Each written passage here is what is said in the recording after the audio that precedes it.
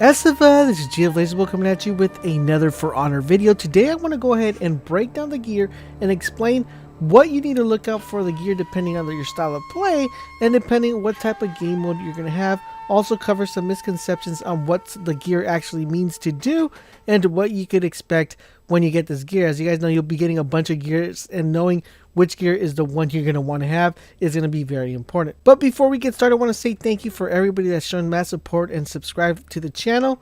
Also want to say, if you have subscribed and you plan on subscribing, make sure you guys turn on your notifications on so you guys could become aware when we live stream and when things are ready to go. So without further ado, let's go ahead and jump on this video and talk about the gear within For Honor. So there's a total of four different types of sets. We got the helm, which is the helmet, we have the chest, we have the arms, and the weapons. We're going to go ahead and get started with the helm, which is the helmet, and kind of talk about what you could expect out of your gear. Now, when you start the game, you'll be default, but once you start getting gear, you're going to notice that each class will have its different stats. If you notice on the bottom right hand corner, we have a debuff to resistance, a revenge mode duration, and exhaustion recovery. Now, what does this do, and what is the advantages of actually upgrading the debuff, upgrading the revenge, upgrading the exhaustion?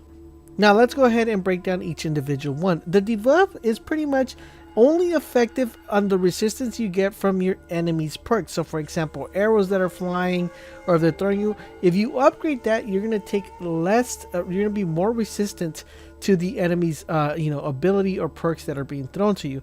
So if you guys feel that that's going to be very important, then you guys could definitely go ahead and update. And then we have revenge mode duration. That is very self-explanatory. It's just the amount of time that your revenge mode actually starts, and you're going to be using revenge mode quite frequently in the game. And if you don't know what revenge mode is, let me know and I'll try to make a video to kind of cover how to get it quickly and what you need to do. Then we have exhaustion recovery. Exhaustion recovery is the amount of time it takes to get your stamina back. So if you feel like you're using a lot of stamina and you're running around and you're using your sword a lot, then you're gonna definitely want to go ahead and move your exhaustion recovery as high as possible, so you won't be running exhausted as much as you can. So that's pretty much what you're gonna want to know within the helmet area. You'll see that there's different meters every time you put different helmets. So knowing the right one that you want to go based on your game mode, you're going to want to pick that. If you guys would like me to do a guide on different sets of subclasses and styles of play, if you play defensive, if you play offensive, if you're more of a rusher, let me know and we'll definitely try to set up those videos for you guys. So that covers the helmet. Now let's move over to the chest. As you guys notice, I have 3 different chest pieces right here. Each one changes each different set of perks. We have the execution health regen, the block damage, and the sprint. The execution health regen is very self-explanatory. It's just the amount of health you actually get back when you guys go ahead and perform an execution.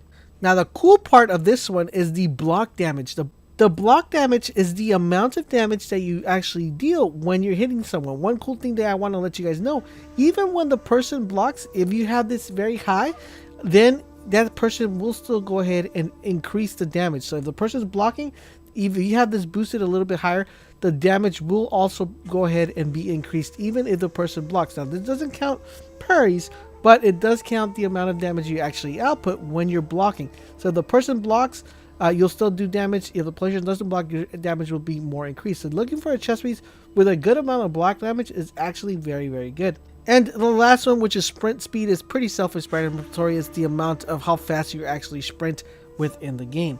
Now let's go ahead and take a look at the arms. So in the arms, we have the following. I only have one currently available on this character, but this one has block damage resistance, revive speed, and stamina regen.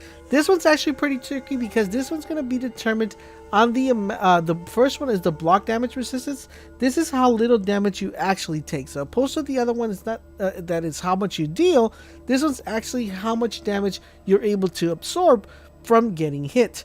Then the revive speed, self-explanatory again, how fast you actually revive someone. And then the stamina regen is how fast you actually get your stamina back. So knowing which one to use and which one to be effective on this one is pretty much on your style of play. If you feel like you're going to be blocking a lot, you're going to want to have heavy damage resistance. If you feel you're mostly going to be running around reviving your teammates, you're going to pick towards that. Now remember, these are going to also be determined on what type of game modes you want to play and which one suits that game mode a lot better.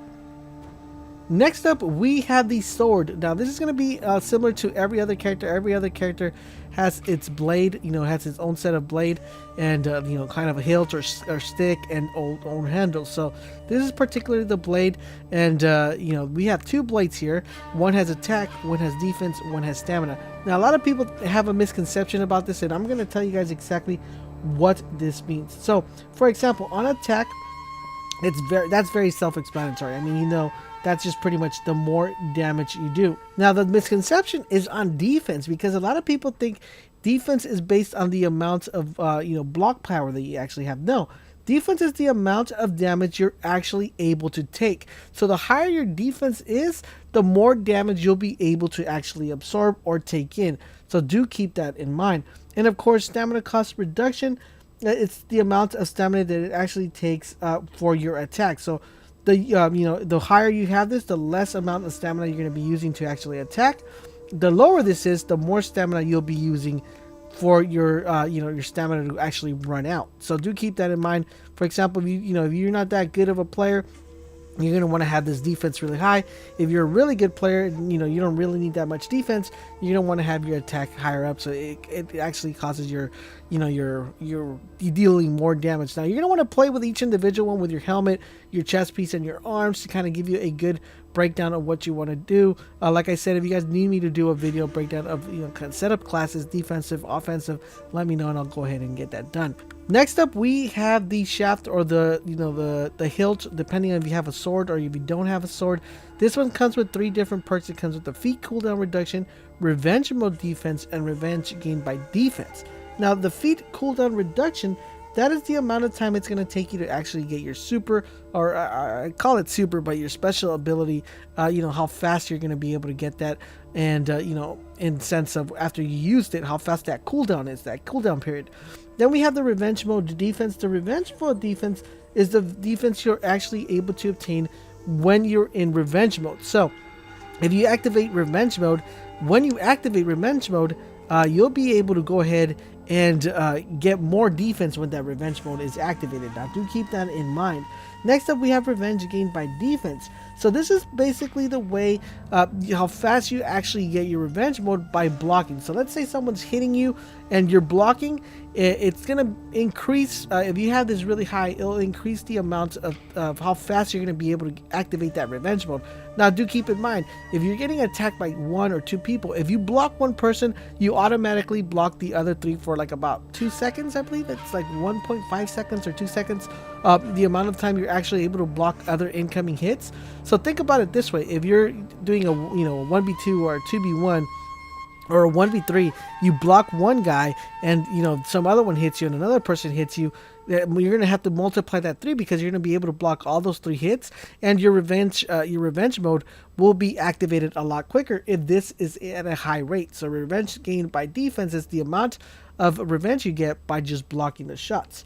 And last but not least, we have the guard, which pretty much on a sword or anything like that.